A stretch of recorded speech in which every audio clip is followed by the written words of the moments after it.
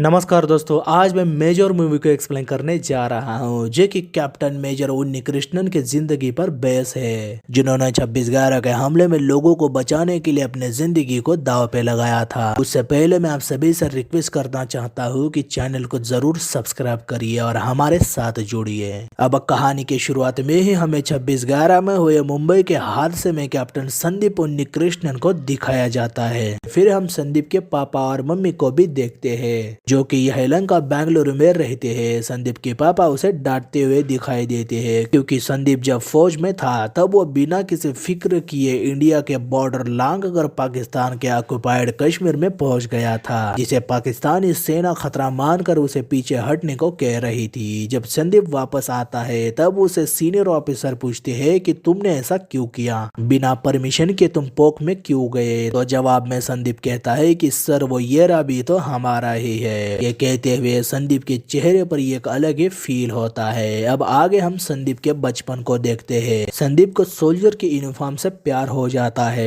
एक दिन उसके पापा नेवी सोल्जर के प्रोग्राम में गए होते हैं। तब से संदीप नेवी में ही जाने का डिसाइड करता है। कुछ साल बीतने पर संदीप बड़ा हो जाता है। वो स्कूल से ही ईशा नाम की लड़की से प्यार करता था। संदीप ने उसे भी अपने सपने के बारे में बता रखा था। एक दिन संदीप नेवी के लिए अप्लाई करता है, पर हम देखते हैं कि उसके पापा को यह बात पता चलने पर वो उस पर गुस्सा होते हैं क्योंकि उसके पापा तो उसे मेडिकल भेजना चाहते थे। पर सबको पता चलता है कि संदीप अपनी आंख के प्रॉब्लम की वजह से नेवी से रिजेक्ट हो गया है। वो इस बात से बहुत दुखी हो जाता है, पर ईशा उसकी काबिलियत उसे बताते हुए कहती है कि तुम हमेशा दूसरों की मदद के लिए तैयार रहते हो, अगर नेवी नहीं तो आर्मी में तो जा ही सकते हो। तब संदीप को खुद पर यकीन होता है और उसको उसकी वर्दी की तरफ का लगाव नजर आता है। फिर वो इंडिया में अप्लाई भी कर देता है। तब वो खुद पापा को जाकर बताता है कि वो आर्मी ज्वाइन कर रहा है। आखिर संदीप आर्मी की ट्रेनिंग के लिए एनडीए पुणे के खड़कवासला पहुंच जाता है और बड़ी ही मेहनत से ट्रेनिंग करता है। वो हर टास्क को डेडिकेशन से पूरा करता है। इसी बीच वो ईशा के लिए कई खत भी भेजता है, पर ईशा जवाब में उसे कभी खत नहीं भेजती। संदीप इस बात से परेशान रहता है। एक दिन उसका दोस्त उसे बताता है कि कैंप का एक लड़का हर्ष ने तुम्हारे ईशा के भेजे हुए लेटरों को लेटर बॉक्स से निकाल कर अपने पास रखता था क्योंकि वो तुमसे नफरत करता है, क्योंकि तुम ट्रेनिंग में उससे अच्छा परफॉर्मेंस कर रहे थे और इसीलिए ईशा को ये खत कभी नहीं मिले। और ईशा ने तो लेटर भेजे होते हैं जो कि हर्ष के पास ही थे। संदीप ये सुन के बहुत गुस्सा होकर हर्ष को मारता है और उससे ईशा के सारे लेटर लेता है। ईशा के लेटर से उसे पता चलता है कि ईशा स्विट्जरलैंड जा रही है। तो संदीप छुट्टी लेके ईशा से मिलने आता है और उसे पता चलता है कि ईशा कहीं पे नहीं जा रही, वो भी उससे प्यार करती है। वो जॉब के लिए बेंगलुरु जाने वाली है। वो दोनों एक दूसरे को देखकर बहुत ही खुशी महसूस करते हैं और वो दोनों शादी करने को भी डिसाइड करते हैं। फिर कुछ दिन संदीप का आना जाना लगा रहता है। फिर हम देखते हैं कि संदीप वापस जाता है और उसका एनएसजी के 151 स्पेशल एक्टिंग ग्रुप ट्रेनिंग होता है, जहाँ वो अपने जूनियर को हॉस्टेजेस को बचाने की ट्रेनिंग दे रहा है। और अगले ही पल हम देखते हैं कि मुंबई में पाकिस्तान के कुछ टेररिस्ट लड़के ताजमहल में हमला करते हैं। वहां के कई सारे मासूमों पर गोलीबारी होती है। मुंबई पुलिस बहुत कोशिश करती है, पर टेररिस्ट अनगिनत गोलियां चलाकर लोगों को मारने लगते हैं। तब एनएसजी कमांडर को बुलाया जाता है। संदीप ने अपने पर्सनल प्रॉब्लम की वजह से छुट्टी ली थी, पर इस अटैक के कारण वो घर नहीं जाना चाहता और वापस टीम के साथ इस ऑपरेशन को संभालता है। मेजर संदीप फोर्स के साथ आ जाता है, पर वो देखता है कि टेररिस्ट ने पूरे ताज में बमबारी कर रखी है। अब संदीप एक टीम के साथ ताज के अंदर आता है। मार्कोस ऑफिसर बताता है कि सारे टेररिस्ट अलग अलग रहकर बढ़ चुके हैं और हमला कर रहे हैं। ग्राउंड फ्लोर की लॉबी छोड़कर 5th फ्लोर तक सब उनके अंडर हो चुका है। संदीप होटल मैनेजर के साथ 1st फ्लोर तक जाके एक कमरे से एक बूढ़ी औरत और कुछ लोगों को बचा लाता है। वहीं पर वो देखता है कि उन लोगों ने बच्चे, बूढ़े, जवान और सारे लोगों को बेदर्दी से मार डाला है। संदीप टीम से वादा करता है कि उन सब टेररिस्ट को वो चुन चुन के मारेगा। उन लोगों को, मासूम लोगों को मारने का हिसाब देना होगा।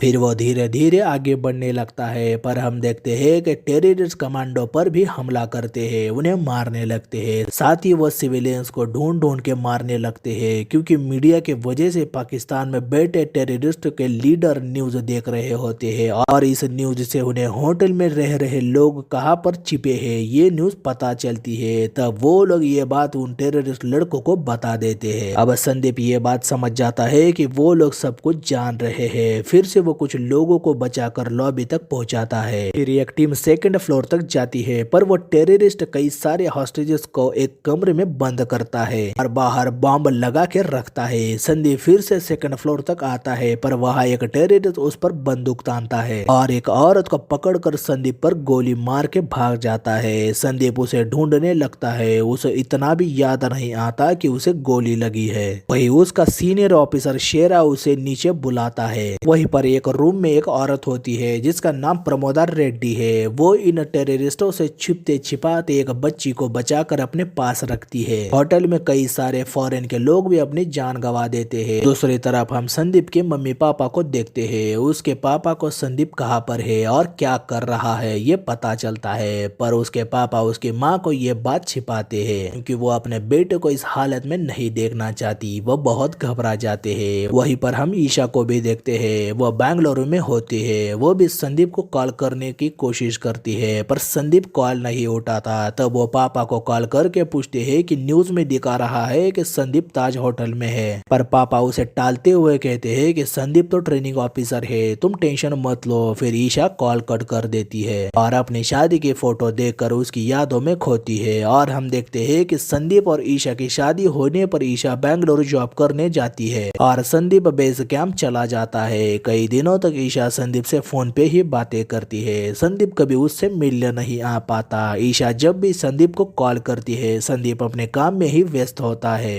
इस बात से ईशा उदास होती है। वो अपने आप को अकेली महसूस करती है। उसी बीच वो प्रेग्नेंट भी होती है पर अचानक उसे पेट में दर्द होने लगता है। ईशा अपने बच्चे को दुनिया में आने से पहले ही खो देती है। बच्चे को खोने से उसका दिल टूट जाता है और उसको साथ देने के लिए संदीप भी उसके पास नहीं था। वही संदीप का कॉल आता है पर ईशा उसे बच्चे वाली बात नहीं बताती और फोन कट कर देती है। जब संदीप वापस आता है ईशा अभी भी उससे ये बात शेयर नहीं करती क्योंकि ईशा तो उससे बहुत नाराज होती है। संदीप उससे पूछता है कि तुम्हारे साथ कुछ हुआ है क्या पर ईशा उसे कुछ भी नहीं बताती। अभी संदीप को वापस अपने काम पर जाना पड़ता है क्योंकि घर परिवार जैसे भी संदीप अपने देश का सोल्जर था। वो भी ईशा की हालत देखकर रुकना चाहता है पर कर्तव्य के आगे कुछ नहीं कर पाता और वापस अपने काम पे चला जाता है। और हम प्रेजेंट में देखते हैं कि ईशा संदीप से डिवोर्स लेना चाहती थी और उसने डिवोर्स पेपर संदीप को भेजे थे। संदीप छुट्टी लेकर ईशा से मिलने यही बात करने आ रहा था पर वही टेररिस्ट अटैक होता है और उसके कारण संदीप वापस टीम के साथ जुड़ जाता है। यहाँ होटल में लाशों के ढेर लगे हैं। वही संदीप के गले पर गोली लगी थी, उसे डॉक्टर स्टिचेस लगाती है। संदीप टीवी पर देखता है कि न्यूज में मीडिया लाइव डिटेल बताकर पाकिस्तानियों को टेररिस्टों तक न्यूज पहुंचा रही है। वह बहुत गुस्सा होता है और मीडिया के पास आकर उन्हें कहता है कि आपकी लाइव डिटेलिंग के वजह से उन टेररिस्टों को सारी जानकारी मिल रही है। आपकी लापरवाही से मासूमों की जान जा रही है। अभी भी स्विमिंग पूल के पास 24 हॉस्टेजेस फंसे हैं, उन्हें हमें बचाना है और फिर अंदर चला जाता है। मीडिया ये भी न्यूज दिखाती है जिसके वजह से उन टेररिस्ट लड़कों को पता चलता है कि पूल के पास 24 हॉस्टेजेस है। वो लोग उन्हें मारने के लिए स्विमिंग पूल तक आते हैं पर हम देखते हैं कि उन्हें वहां कोई नहीं मिलता और एनर्जी वाले उन पर हमला करके 2 टेररिस्टों को मार डालते हैं। और दूसरी तरफ कुछ नॉर्थ वाले लोगों को संदीप सही सलामत बचाकर अपने पास लाता है। असल में संदीप ने ये जानबूझकर गलत इन्फॉर्मेशन दी थी ताकि नॉर्थ साइड वाले टेररिस्ट वहां के लोगों को छोड़कर स्विमिंग पूल तक आए और एनर्जी वाले उन्हें मार दे और ये प्लान कामयाब भी होता है। अब रात हो जाती है। ऑफिसर शेरा ऑपरेशन को स्टॉप करता है क्योंकि कई सारे ऑफिसर शहीद हो चुके थे। बैकअप टीम कल सुबह तक आने वाली थी। वहीं पर संदीप ईशा को कॉल करके पूछता है कि हॉस्पिटल में तुम्हारे साथ क्या हुआ था। अगर हमारे बीच झगड़ा हो रहा है इसका मतलब ये नहीं कि हमें डिवोर्स लेना यही सोल्यूशन है। मैं ये सब कुछ छोड़कर तुम्हारे पास आता हूँ। ईशा रोते हुए कहती है कि देश के आगे तुम मेरे साथ कभी रह नहीं सकते। तुम्हारे कर्तव्य के आगे मैं अकेली हो चुकी हूँ। तुम मेरे पास तभी होते हो जब देश को तुम्हारी जरूरत नहीं होती। तुम तो मुझे तभी बचा सकते हो जब तुम मेरे पास रहोगे। ये कहकर ईशा रोती है और उसे डिवोर्स पेपर पर साइन करने को बोलती है और अभी भी वो बच्चे की बात उसे नहीं बताती और उन दोनों की आखिरी बात यहीं पे खत्म होती है। वही 5th फ्लोर से प्रमोद रेड्डी कॉल करके बताती है कि वो ऊपर अकेली है और उसके पास एक बच्ची है। उसे सांस लेने में दिक्कत आ रही है। अगर जल्दी से उसे बचाया नहीं गया तो वह मर जाएगी। तब संदीप ऊपर उन दोनों को बचाने के लिए आता है, पर शेरा उसे रोकता है क्योंकि दो लोगों की जान बचाने के लिए कई सारे ऑफिसर्स की जान दांव पे नहीं लगा सकते। पर संदीप अपनी जिद करते हुए कहता है कि वो अकेला उन्हें बचाने जाएगा, क्योंकि सोल्जर का मतलब सिर्फ हिम्मत से लड़ना नहीं होता,